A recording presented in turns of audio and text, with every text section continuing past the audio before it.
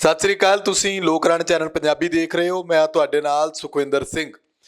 ਕੇਂਦਰ ਸਰਕਾਰ ਦੇ ਵੱਲੋਂ ਜੋ ਪਹਿਲਾ ਪ੍ਰਸਤਾਵ ਕਿਸਾਨਾਂ ਅੱਗੇ ਰੱਖਿਆ ਗਿਆ ਸੀ, ਫਿਰ ਤੋਂ ਉਸ ਉੱਤੇ ਪ੍ਰਧਾਨ ਮੰਤਰੀ ਨਰਿੰਦਰ ਮੋਦੀ ਦਾ ਵੱਡਾ ਬਿਆਨ ਸਾਹਮਣੇ ਆਇਆ।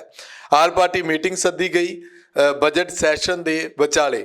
ਇਸ ਤੋਂ ਬਾਅਦ ਇਹ ਗੱਲ ਸਾਹਮਣੇ ਨਿਕਲ ਕੇ ਆਈ ਹੈ ਕਿ ਸਰਕਾਰ ਉਹੀ ਗੱਲ ਕਹਿ ਰਹੀ ਹੈ ਕਿ ਕਿਸਾਨਾਂ ਦੇ ਨਾਲ ਅਸੀਂ ਗੱਲਬਾਤ ਦੇ ਲਈ ਹਮੇਸ਼ਾ ਤਿਆਰ ਹਾਂ। ਜਿਹੜਾ ਆਫਰ ਕਿਸਾਨਾਂ ਨੂੰ ਦਿੱਤਾ ਗਿਆ ਸੀ ਉਹਦੇ ਉੱਤੇ ਕਿਸਾਨ ਵਿਚਾਰ ਕਰਨ, ਗੱਲਬਾਤ ਦੇ ਰਾਹ ਖੁੱਲ੍ਹੇ ਨੇ। ਦੂਜੇ ਪਾਸੇ ਕਿਸਾਨ ਵੀ ਇਸ ਨੂੰ ਲੈ ਕੇ ਇਹੀ ਗੱਲ ਕਹਿ ਰਹੇ ਨੇ ਕਿ ਸਰਕਾਰ ਗੱਲਬਾਤ ਦੇ ਲਈ ਸੱਦਾ ਭੇਜੇ ਤਾਂ ਗੱਲਬਾਤ ਕਰਾਂਗੇ, ਪਰ ਇਸ ਸਭ ਦੇ ਵਿਚਾਲੇ ਜਿਹੜੇ ਪਰਚੇ ਕਿਸਾਨਾਂ ਦੇ ਉੱਤੇ ਹੋਏ ਨੇ ਜਾਂ ਨੌਜਵਾਨਾਂ ਦੇ ਉੱਤੇ ਹੋਏ ਨੇ ਉਹ ਵੀ ਚਰਚਾ ਦੇ ਵਿੱਚ ਨੇ। ਸਭ ਦੇ ਉੱਤੇ ਅਸੀਂ ਗੱਲਬਾਤ ਕਰਾਂਗੇ ਕਿ ਕੀ ਸਰਕਾਰ ਦਾ ਪ੍ਰਸਤਾਵ ਮੰਨ ਲੈਣਾ ਚਾਹੀਦਾ ਹੈ ਜਾਂ ਉਸ ਦੇ ਵਿੱਚ ਕਿੰਨਾ ਕੁ ਫਾਇਦਾ ਹੈ ਜਾਂ ਉਹਦੇ ਨਾਲ ਨੁਕਸਾਨ ਕੀ ਹੋ ਸਕਦਾ ਹੈ। ਮੇਰੇ ਨਾਲ ਇਸ ਸਭ ਉੱਤੇ ਗੱਲਬਾਤ ਕਰਨ ਦੇ ਲਈ ਸੀਨੀਅਰ ਪੱਤਰਕਾਰ ਜਸਪਾਲ ਸਿੰਘ ਢਿੱਲੋਂ ਮੌਜੂਦ ਨੇ। ਢਿੱਲੋਂ ਸਾਹਿਬ, ਸਵਾਗਤ ਹੈ ਤੁਹਾਡਾ ਲੋਕਾਂ ਦਾ। ਸ਼ੁਕਰੀਆ ਜੀ, ਬਹੁਤ ਬਹੁਤ ਮਿਹਰਬਾਨੀ। ਢਿੱਲੋਂ ਸਾਹਿਬ, ਸਭ ਤੋਂ ਪਹਿਲਾਂ ਆਲ ਪਾਰਟੀ ਮੀਟਿੰਗ ਹੋਈ, ਪ੍ਰਧਾਨ ਮੰਤਰੀ ਸਾਹਿਬ ਨੇ ਕਿਹਾ ਕਿ ਅਸੀਂ ਕਿਸਾਨਾਂ ਨੂੰ ਜਿਹੜਾ ਆਫਰ ਦਿੱਤਾ ਸੀ, ਆਫਰ ਤੁਹਾਨੂੰ ਵੀ ਪਤਾ ਹੋਣਾ, ਸਾਰੇ ਲੋਕ ਜਾਣਦੇ ਨੇ, ਉਹਦੇ ਬਾਰੇ ਥੋੜਾ ਦੱਸੋ ਕਿ ਕੀ ਉਹ ਆਫਰ ਮੰਨ ਲੈਣਾ ਚਾਹੀਦਾ? ਅਗਲੀ ਮੀਟਿੰਗ ਜਿਹੜੀ ਹੋਣ ਦੀ ਸੰਭਾਵਨਾ ਬਣ ਰਹੀ ਹੈ, ਕੀ ਉਸ ਆਫਰ ਤੇ ਹੋਣੀ ਚਾਹੀਦੀ ਹੈ? ਦੇਖੋ, ਮਸਲੇ ਦਾ ਜਿਹੜਾ ਹੱਲ ਹੁੰਦਾ ਉਹ ਗੱਲਬਾਤ ਰਾਹੀਂ ਹੀ ਹੁੰਦਾ।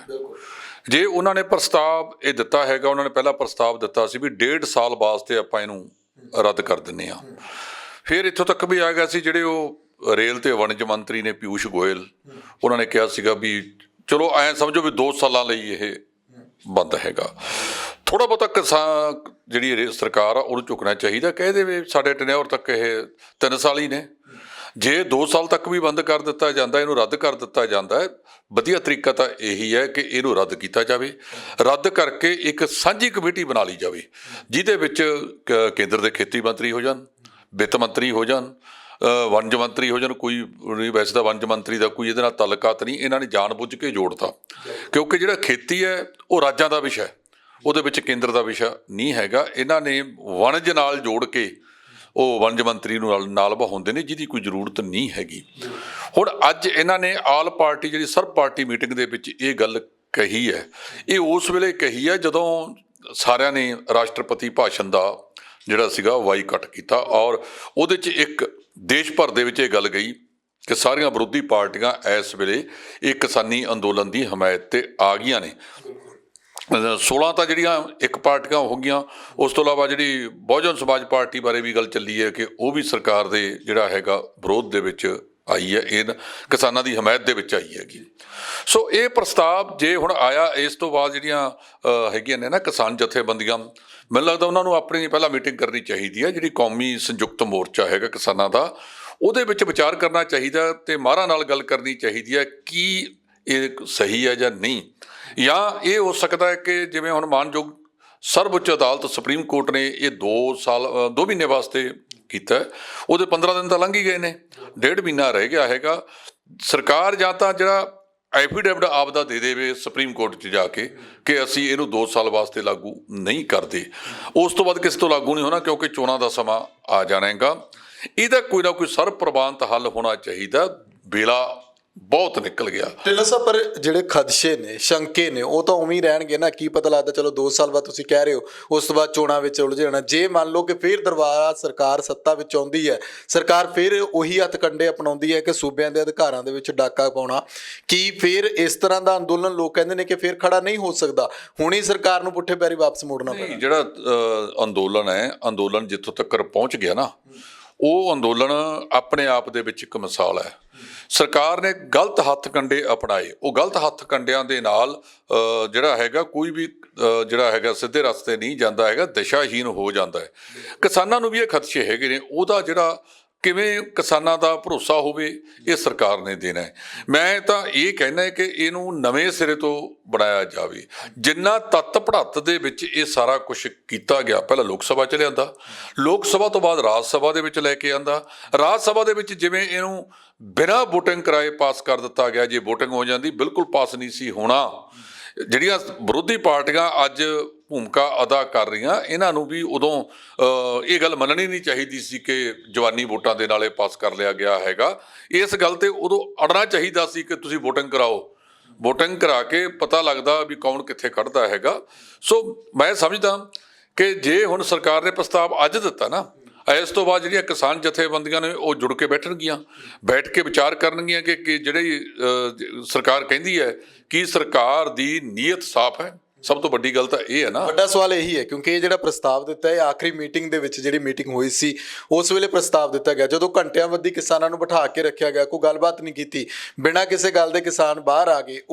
ਉਦੋਂ ਉਸ ਵੇਲੇ ਤਾਂ ਇਹ ਕਿਹਾ ਗਿਆ ਨਾ ਕਿ ਕਿਸਾਨਾਂ ਨੂੰ ਬੇਇੱਜ਼ਤ ਕੀਤਾ ਗਿਆ, ਕਈ ਘੰਟੇ ਬਿਠਾ ਕੇ ਕੋਈ ਗੱਲਬਾਤ ਨੂੰ ਇੱਕ ਪ੍ਰਸਤਾਵ ਦੇ ਦਿੱਤਾ, ਉਹ ਵੀ ਪ੍ਰਸਤਾਵ ਇਹੋ ਜਿਹਾ ਕਿ ਲੰਗੜਾ ਕਹਿ ਲਓ ਕਿ ਉਹਦੇ ਵਿੱਚ ਸਪਸ਼ਟਤਾ ਜਿਹੜੀ ਹੈ ਸਰਕਾਰ ਦੀ ਨੀਅਤ ਦੀ ਤੁਸੀਂ ਗੱਲ ਕੀਤੀ ਹੈ, ਨੀਅਤ ਤਾਂ ਪਹਿਲਾਂ ਹੀ ਕਿਸਾਨ ਕਹਿ ਰਹੇ ਨੇ ਕਿ ਸਾਫ਼ ਨਹੀਂ ਹੈਗੀ। ਦੇਖੋ ਗੱਲ ਇਹ ਹੈਗੀ ਹੈ, ਜਿਹੜਾ ਪਿਛਲੀ ਮੀਟਿੰਗ 'ਚ ਨਹੀਂ ਦਿੱਤਾ ਗਿਆ ਜੀ, ਪਿਛਲੀ ਤੋਂ ਪਹਿਲੀ ਹੋਈ ਸੀ, ਉਸ ਦੇ ਵਿੱਚ ਕਿਹਾ ਸੀਗਾ ਵੀ ਚਲੋ ਆਪਾਂ ਇਹਨੂੰ 2 ਸਾਲ ਵਾਸਤੇ ਇਹਨੂੰ ਨਹੀਂ ਲਾਗੂ ਕਰਦੇ, ਅੱਗੇ ਰੱਦ ਕਰ ਲੈਣੇ ਆ। ਕਿਸਾਨ ਜਥੇਬੰਦੀਆਂ ਦਾ ਵੀ ਸ਼ੰਕਾ ਜਿਹੜਾ ਹੈਗਾ ਉਹ ਇਹਨਾਂ ਦੇ ਉੱਤੇ ਹੀ ਹੈ, ਸਰਕਾਰ ਦੇ ਉੱਤੇ ਵੀ। ਸਰਕਾਰ ਦੀ ਨੀਅਤ ਨਹੀਂ ਸਾਫ਼। ਜੇ ਸਰਕਾਰ ਦੀ ਨੀਅਤ ਸਾਫ਼ ਹੁੰਦੀ ਤਾਂ ਇੰਨੇ ਦਿਨਾਂ ਤੋਂ ਲੋਕ ਲੜ ਰਹੇ ਨੇ। ਜਦੋਂ ਇੱਕ ਪਾਸੇ ਕਰੋਨਾ ਮਹਾਮਾਰੀ ਚੱਲ ਰਹੀ ਸੀ, ਲੋਕ ਤਰਾਹ ਕਰ ਰਹੇ ਸਨ, ਵਿਸ਼ਵ ਪੱਧਰ ਦੇ ਵਿੱਚ ਕਰੋਨਾ ਦੀ ਵੈਕਸੀਨ ਤੇ ਰੌਲਾ ਪਿਆ ਹੋਇਆ ਸੀ, ਲਾਕਡਾਊਨ ਲੱਗੇ ਹੋਏ ਸੀ, ਤਾਲਾਬੰਦੀਆਂ ਸੀ, ਲੋਕਾਂ ਦੇ ਘਰ ਬੇਘਰ ਹੋ ਗਏ, ਤਾਂ ਉਸ ਵੇਲੇ ਇਹ ਕਾਨੂੰਨ ਲਿਆਉਣੇ ਕਿੱਡੀ ਇੱਕ ਸਿਆਣਪ ਸੀ।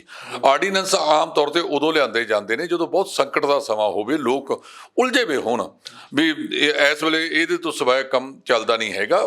ਉਸ ਵੇਲੇ ਜਦੋਂ ਇਹ ਲਿਆਂਦੇ ਗਏ ਤਾਂ ਲੋਕਾਂ ਨੂੰ ਇਹ ਲੱਗਿਆ ਕਿ ਸਰਕਾਰ ਦੀ ਜਿਹੜੀ ਮਨਸਾ ਹੈਗੀ ਆ ਨਾ, ਉਹ ਕਾਰਪੋਰੇਟ ਘਰਾਣਿਆਂ ਵਾਸਤੇ ਹੈ, ਨਾ ਕਿ ਕਿਸਾਨਾਂ ਦੇ ਵਾਸਤੇ ਹੈ। ਇੱਕ ਪਾਸੇ ਕਰੋੜਾਂ ਕਿਸਾਨ, ਤੁਸੀਂ ਇਹਨਾਂ ਨੇ 26 ਜਨਵਰੀ ਨੂੰ ਆਪਣੇ ਚਹੇਤਿਆਂ ਰਾਹੀਂ ਕਿਸਾਨ ਅੰਦੋਲਨ ਦੀ ਰਫ਼ਤਾਰ ਮੱਠੀ ਕਰਨ ਵਾਸਤੇ ਇੱਕ ਚਾਲ ਚੱਲੀ ਸੀ, ਉਹ ਚਾਲ ਇਹਨਾਂ ਦੀ ਕਾਮਯਾਬ ਨਹੀਂ ਹੋਈ। ਖਾਸ ਕਰ ਪਰਸੋਂ ਰਾਤ ਨੂੰ ਜਦੋਂ ਇਹ ਗਾਜੀਪੁਰ ਬਾਰਡਰ ਦੇ ਉੱਤੋਂ ਕਿਸਾਨਾਂ ਨੂੰ ਖਦੇੜਨ ਦਾ ਇਹਨਾਂ ਦਾ ਮਨਸ਼ਾ ਆ ਗਈ, ਉੱਥੇ ਪੁਲਿਸ ਬਲ ਤਾਇਨਾਤ ਕਰ ਦਿੱਤੇ ਗਏ।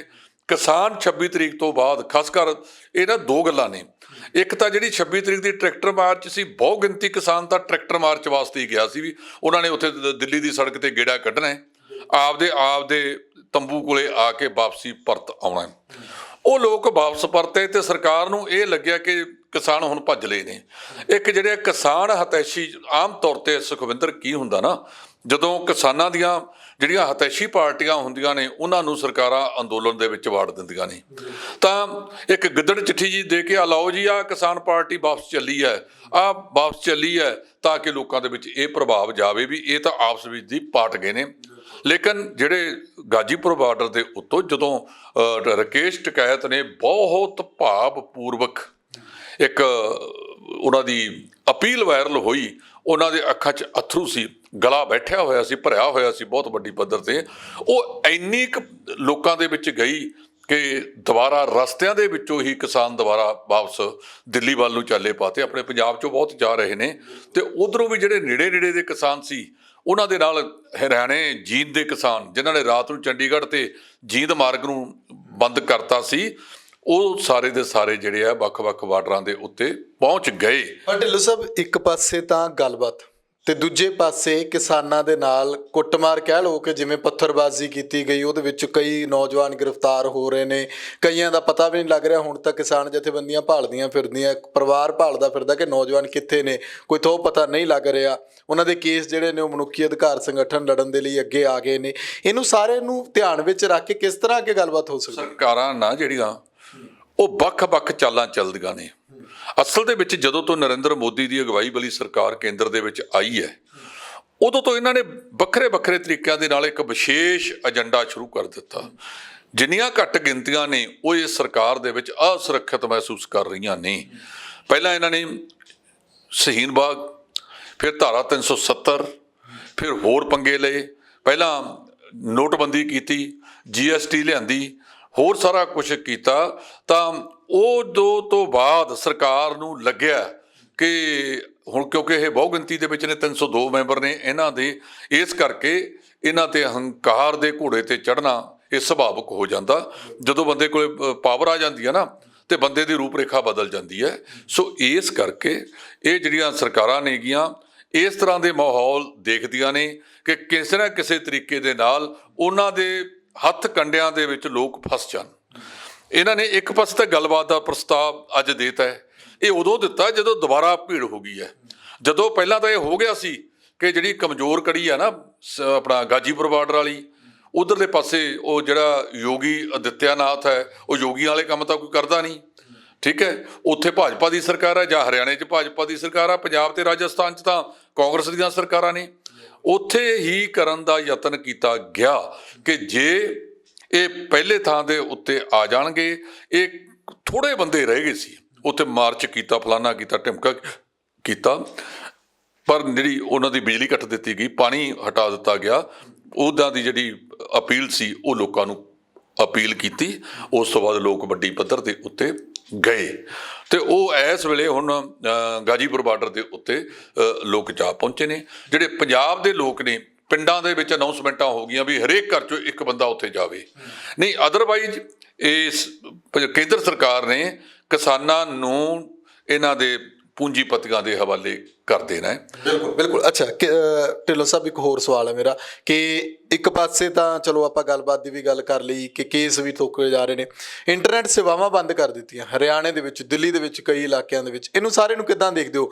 ਲੋਕ ਤਾਂ ਇਹ ਗੱਲ ਕਹਿੰਦੇ ਨੇ ਕਿ ਫਿਰ ਤੁਸੀਂ ਆਉਣ ਵਾਲੀ ਐਮਰਜੈਂਸੀ ਜਿਹੜੀ ਆ ਉਹ ਮਤਲਬ ਕਿ ਉਹੋ ਜਿਹੇ ਹਾਲਾਤ ਬਣਾਏ ਹੋਏ ਨੇ, ਇਹੋ ਜਿਹਾ ਕੁਝ ਤਾਂ ਐਮਰਜੈਂਸੀ ਦੇ ਵਿੱਚ ਹੁੰਦਾ ਕਿ ਲੋਕਾਂ ਦੇ ਅਧਿਕਾਰਾਂ ਦੇ ਉੱਤੇ ਸਿੱਧੇ ਤਰੀਕੇ ਦੇ ਨਾਲ ਤੁਸੀਂ ਰੋਕ ਲਗਾ ਦਿੱਤੀ। ਲੋਕ ਇੰਟਰਨੈਟ ਨੂੰ ਲੈ ਕੇ, ਉਹਨੂੰ ਵੀ ਲੈ ਕੇ ਪਰੇਸ਼ਾਨ ਨੇ। ਆਮ ਲੋਕਾਂ ਦੇ ਵਿੱਚ ਵੀ ਕਿਤੇ ਨਾ ਕਿਤੇ ਖੱਜਲ ਖੁਆਰੀ ਇਸ ਚੀਜ਼ ਨੂੰ ਲੈ ਕੇ ਆ।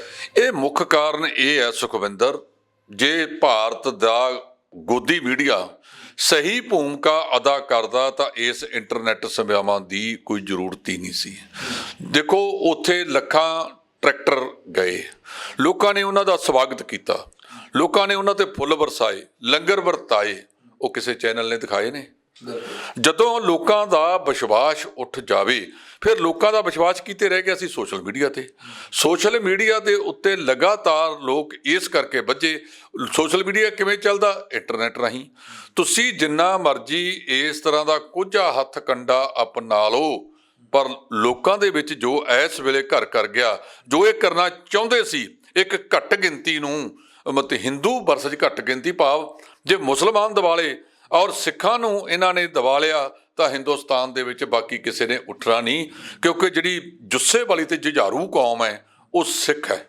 ਸਿੱਖਾਂ ਨੇ ਹੁਣ ਤੱਕ ਜਿੰਨੇ ਹਮਲਾਵਰਾਂ ਨੇ ਹਿੰਦੁਸਤਾਨ ਦੇ ਉੱਤੇ, ਭਾਰਤ ਦੇ ਉੱਤੇ ਹਮਲੇ ਕੀਤੇ, ਉਹਨਾਂ ਸਾਰਿਆਂ ਦਾ ਮੂੰਹ ਤੋੜਵਾਂ ਜਵਾਬ ਦਿੱਤਾ। ਜਿੰਨੇ ਲੁਟੇਰੇ ਇਸ ਰਸਤਿਓਂ ਆਏ, ਪਿੱਛੋਂ ਉਹ ਸਾਰੇ ਲੁਟੇਰੇ ਲੁੱਟ ਲੈਂਦੇ ਸੀ, ਔਰ ਜਿਹੜੇ ਆਪਣਾ ਭਾਈਚਾਰਾ ਸੀ ਇੱਥੋਂ ਵਾਲਾ, ਇਹੀ ਉਹਨਾਂ ਨਾਲ ਟੱਕਰ ਲੈ ਕੇ ਇੱਥੋਂ ਤੱਕ ਕਿ ਇਹਨਾਂ ਦੇ ਸ਼ਰਮ ਨਹੀਂ ਪੱਲੇ ਹੈਗੀ, ਇਹਨਾਂ ਦੀਆਂ ਬਹੂਆਂ ਬੇਟੀਆਂ ਨੂੰ ਉਹ ਪਠਾਨ ਚੁੱਕ ਕੇ ਲੈ ਜਾਂਦੇ ਸੀ, ਉਹਨਾਂ ਨੂੰ ਵੀ ਛਡਾਇਆ। ਤੇ ਮਜ਼ਾਕ ਦੇ ਵਿੱਚ ਕਹਿੰਦੇ ਆ ਸਿੱਖਾਂ ਦੇ 12 ਵੱਜ ਗਏ। ਫਿਰ ਜਦੋਂ ਕਿਸੇ ਸਿੰਘ ਨੇ ਜਵਾਬ ਦਿੱਤਾ ਨਾ ਕਿ ਉਹ ਸ਼ਰਮ ਕਰੋ, ਤੁਹਾਡੀਆਂ ਧੀਆਂ ਭੈਣਾਂ ਨੂੰ ਜਿਹਨਾਂ ਨੂੰ ਚੱਕ ਕੇ ਲੈ ਜਾਂਦੇ ਸੀ, ਤਾਂ ਗੁਰੀਲਾ ਯੁੱਧ ਰਾਹੀਂ ਸਿੱਖ ਸੀ ਜਿਹੜੇ ਉਹ ਰਾਤ ਨੂੰ ਇਹਨਾਂ ਨੂੰ 12 ਵਜੇ ਹਮਲਾ ਕਰਦੇ। ਇਹ ਨਸ਼ੇ ਦੇ ਵਿੱਚ ਤੇ ਹੰਕਾਰ ਦੇ ਵਿੱਚ ਪਏ ਹੁੰਦੇ, ਇਹਨਾਂ ਨੂੰ ਸੁੱਤੇ ਪਿਆਂ ਨੂੰ ਦੱਬ ਲੈਂਦੇ, ਉਹ ਰੋਕੇ ਜਾਂਦੇ ਸੀਗੇ।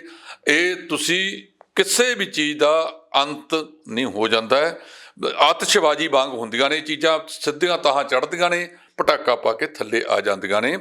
ਜੇ ਤੁਸੀਂ ਸਰਕਾਰ ਬਣਾਈ ਹੈ, ਸਰਕਾਰ ਇਕੱਲੇ ਪੂੰਜੀਪਤੀਆਂ ਦੀ ਨਹੀਂ, ਇਕੱਲੇ ਗੁਜਰਾਤੀਆਂ ਦੀ ਨਹੀਂ, ਜਿਹੜੇ ਸਾਰੇ ਬਾਹਰ ਬੈਠੇ ਨੇ। ਠੀਕ ਹੈ, ਕੈਪਟਨ ਅਮਰਿੰਦਰ ਸਿੰਘ ਹੋਰਾਂ ਨੇ ਇੱਕ ਕੱਲ ਬਹੁਤ ਗੱਲ ਕਹੀ ਹੈ। ਉਹਨਾਂ ਨੇ ਕਿਹਾ ਕਿ ਉਹਨਾਂ ਦੇ ਨਾ LOC ਨੋਟਸ ਜਾਰੀ ਕਰਤੇ, ਲੁੱਕ ਆਊਟ ਸਰਕੂਲਰ। ਉਹ ਕਹਿੰਦੇ ਜੇ ਕਰਨੇ ਆ ਫਿਰ ਨੀਰਵ ਮੋਦੀ, ਵਿਜੇ ਮਾਲਿਆ, ਜਿਹੜਾ ਉਸ ਵੇਲੇ ਦੇ ਕੇਂਦਰੀ ਮੰਤਰੀ ਅਰੁਣ ਜੇਤਲੀ ਨਾਲ ਹੱਥ ਮਿਲਾ ਕੇ ਗਿਆ, ਉਹਨਾਂ ਦੇ ਜਾਰੀ ਕਰਦੇ। ਇਹਨਾਂ ਦੇ ਤੁਸੀਂ ਕਰ ਰਹੇ ਹੋ। ਇੱਕ ਪਾਸੇ ਕਿਸਾਨਾਂ ਤੇ ਪਰਚੇ ਦਰਜ ਕਰ ਰਹੇ ਹੋ, ਉਹ ਕਿਸਾਨ ਜਿਨ੍ਹਾਂ ਦਾ ਲਾਲ ਕਿਲੇ ਵਾਲੀ ਘਟਨਾ ਦੇ ਨਾਲ ਕੋਈ ਸੰਬੰਧ ਹੀ ਨਹੀਂ ਹੈਗਾ, ਉੱਥੇ ਉਹ ਗਏ ਨਹੀਂ।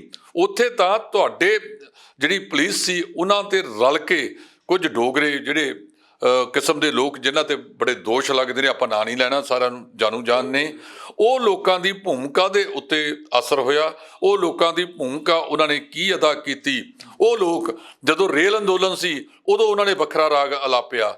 ਜਦੋਂ ਕਿਸਾਨਾਂ ਦੀ ਪੁਲਿਸ ਨਾਲ ਦਿੱਲੀ ਦੇ ਨਾਲ ਮੀਟਿੰਗ ਹੁੰਦੀ ਆ ਵੀ ਤੁਸੀਂ ਇਹਨਾਂ ਹੱਦਾਂ ਦੇ ਉੱਤੇ, ਇਹਨਾਂ ਸੜਕਾਂ ਦੇ ਉੱਤੇ ਆਪਣਾ ਟਰੈਕਟਰ ਮਾਰਚ ਕੱਢ ਲਓ, ਉਸ ਵੇਲੇ ਇਹ ਕਹਿਣਾ ਵੀ ਅਸੀਂ ਤਾਂ ਰਿੰਗ ਰੋਡ ਤੇ ਹੀ ਜਾਵਾਂਗੇ, ਇਹ ਵੱਖਰਾ ਰਾਗ ਅਲਾਪਿਆ ਕਿਉਂ ਜਾ ਰਿਹਾ ਸੀ।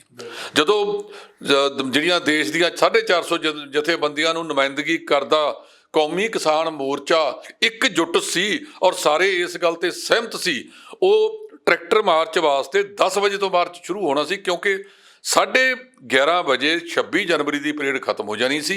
ਇਹਨਾਂ ਨੇ ਉਸ ਤੋਂ ਬਾਅਦ ਸ਼ੁਰੂ ਕਰਨਾ ਸੀ। ਉਹਨਾਂ ਨੂੰ ਕਿਵੇਂ ਮੂਹਰਲੇ ਪਾਸੇ ਬਿਠਾਇਆ ਗਿਆ, ਕਿਵੇਂ ਉਹਨਾਂ ਨੇ 8 ਵਜੇ ਤੋਰ ਦਿੱਤਾ ਗਿਆ, ਇਹ ਸਾਰਾ ਕੁਝ ਜਾਂਚ ਦਾ ਵਿਸ਼ਾ ਔਰ ਸ਼ੱਕ ਪੈਦਾ ਕਰਦਾ ਕਿ ਰਾਤ ਨੂੰ ਕੁਝ ਦਿੱਲੀ ਪੁਲਿਸ ਦੇ ਅਧਿਕਾਰੀ ਇਹਨਾਂ ਦੇ ਕੈਂਪਾਂ ਦੇ ਵਿੱਚ ਆ ਕੇ ਗੱਲਬਾਤ ਵੀ ਕਰਕੇ ਗਏ ਨੇ।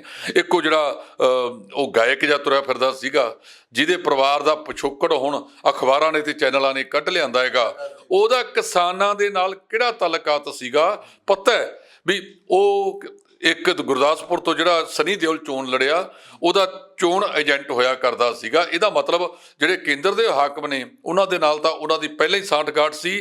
ਹੁਣ ਲੋਕਾਂ ਦੇ ਵਿੱਚ ਸ਼ੱਕ ਜਾਂਦਾ ਕਿ ਉਹਨੂੰ ਇਸ ਕਿਸਾਨ ਮੋਰਚੇ ਨੂੰ ਨੁਕਸਾਨ ਪਹੁੰਚਾਉਣ ਵਾਸਤੇ ਵਿੱਚ ਵਾੜਿਆ ਗਿਆ ਸੀ। ਬਿਲਕੁਲ ਬਿਲਕੁਲ, ਕਿਤੇ ਨਾ ਕਿਤੇ ਜਿਹੜੀ ਸਥਿਤੀ ਹੈ, ਭਾਵੇਂ ਦੀਪ ਸਿੱਧੂ ਦੀ ਗੱਲ ਹੋਈ ਹੈ ਅਖੀਰ ਦੇ ਵਿੱਚ ਕਿ ਉਹਨਾਂ ਨੇ ਸਾਫ਼ ਕੀਤੀ ਹੈ, ਆਪਣੇ ਉੱਤੇ ਲੱਗੇ ਇਲਜ਼ਾਮਾਂ ਤੋਂ ਪੱਲਾ ਝਾੜਦੇ ਨਜ਼ਰ ਆਏ ਨੇ। ਕਹਿੰਦੇ ਨੇ ਕਿ ਮੈਂ ਬੜੀ ਛੇਤੀ ਜਿਹੜਾ ਕੁਝ ਕੁ ਦਿਨਾਂ ਦੇ ਵਿੱਚ ਸਰੈਂਡਰ ਕਰਾਂਗਾ, ਉਸ ਤੋਂ ਬਾਅਦ ਜਿਹੜੀ ਕਹਾਣੀ ਹੈ ਉਹ ਕਲੀਅਰ ਹੋਏਗੀ ਕਿ ਆਖਿਰਕਾਰ ਉਸ ਵੇਲੇ ਕੀ ਹੋਇਆ ਸੀ। ਇਸ ਸਾਰੇ ਮਾਮਲੇ ਦੇ ਵਿੱਚ ਹੁਣ ਕੇਂਦਰ ਸਰਕਾਰ ਕਿਸਾਨਾਂ ਦੇ ਨਾਲ ਮੁੜ ਤੋਂ ਗੱਲਬਾਤ ਦੇ ਲਈ ਤਿਆਰ ਹੈ, ਤੇ ਦੂਜੇ ਪਾਸੇ ਕਿਸਾਨ ਵੀ ਜਿਹੜੇ ਨੇ ਉਹ ਕਿਤੇ ਨਾ ਕਿਤੇ ਸੋਚਦੇ ਨੇ ਕਿ ਸਰਕਾਰ ਵੱਲੋਂ ਕੋਈ ਸੱਦਾ ਆਵੇ। ਕਿ ਅਗਲੇ ਦਿਨਾਂ ਦੇ ਵਿੱਚ ਕੋਈ ਦਿਨ ਇਹੋ ਜਿਹਾ ਪੈਂਦਾ ਹੈ ਜਦੋਂ ਕਿਸਾਨਾਂ ਤੇ ਕੇਂਦਰ ਦੀ ਗੱਲਬਾਤ ਹੁੰਦੀ ਹੈ, ਖੇਤੀ ਕਾਨੂੰਨਾਂ ਨੂੰ ਲੈ ਕੇ ਕੀ ਗੱਲਬਾਤ ਸਿਰੇ ਚੜ੍ਹਦੀ ਉਸ ਉੱਤੇ ਨਜ਼ਰ ਰਹੇਗੀ। ਮੈਨੂੰ ਇਜਾਜ਼ਤ ਦਿਓ, ਆਪਣੇ ਵਿਚਾਰ ਕਮੈਂਟ ਜ਼ਰੂਰ ਕਰਿਓ। ਲੋਕ ਰਾਜ ਚੈਨਲ ਪੰਜਾਬੀ ਨੂੰ ਸਬਸਕ੍ਰਾਈਬ ਕਰੋ। ਧੰਨਵਾਦ।